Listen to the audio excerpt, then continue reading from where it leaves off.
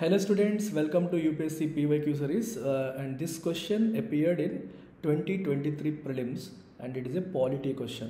In India, which one of the following constitutional amendments was widely believed to be enacted to overcome the judicial interpretations of the fundamental rights అన్నారు.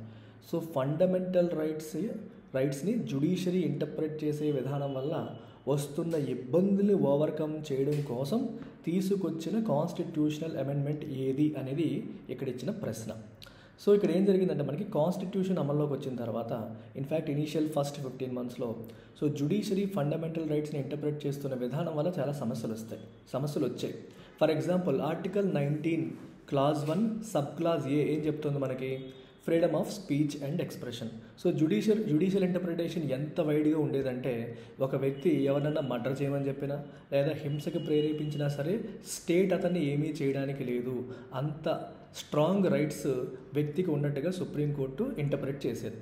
So దీన్ని overcome చేయడం కోసమని అప్పటి మన ప్రభుత్వాలు parliament ద్వారా first constitutional amendment యాక్ట్ని తీసుకొచ్చాయి. ఇది ఒకటే కాదు, ఇలా చాలా ఇబ్బందులు ఉన్నాయి. వీటిని ఓవర్కమ్ చేయడం కోసం ఫస్ట్ కాన్స్టిట్యూషనల్ అమెండ్మెంట్ యాక్ట్ తీసుకొచ్చింది.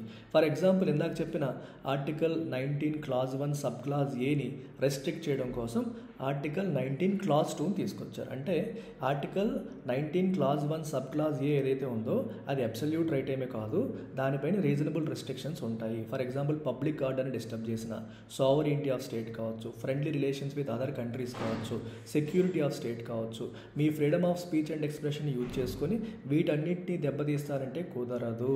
So the right under this is not absolute అని అలా ఒక లిమిట్ని ఈ అమెండ్మెంట్ యాక్ట్ ద్వారా తీసుకొచ్చారు. So you can say first amendment is the amendment which was enacted to overcome the judicial interpretations of the fundamental rights. అలాగే మన UPSC infinity programme UPSC prepare అవుతున్న ప్రతి స్టూడెంట్కి ఒక మంచి ఆపర్చునిటీ. మన ఇన్స్టిట్యూట్లో లైఫ్ టైం వ్యాలిడీతో కోర్స్ మీకు లభిస్తుంది. అండ్ కొత్త బ్యాచెస్ ఈ మంత్ స్టార్ట్ అయ్యాయి. 5,000 రూపీస్ పర్ మంత్తో జాయిన్ అయ్యే సువర్ణ అవకాశం కూడా ఉంది. అండ్ ఈ ఆఫర్ 15th March వరకే. లాస్ట్ 3 years నుంచి నేను ఫీజు పెంచలేదు. సో త్వరలో ఫీజు పెంచే యోచనలో ఉన్నాను. ఇంట్రెస్ట్ ఉన్న స్టూడెంట్స్ 15th March లోపు ఎన్రోల్ అవ్వండి. Take care, by.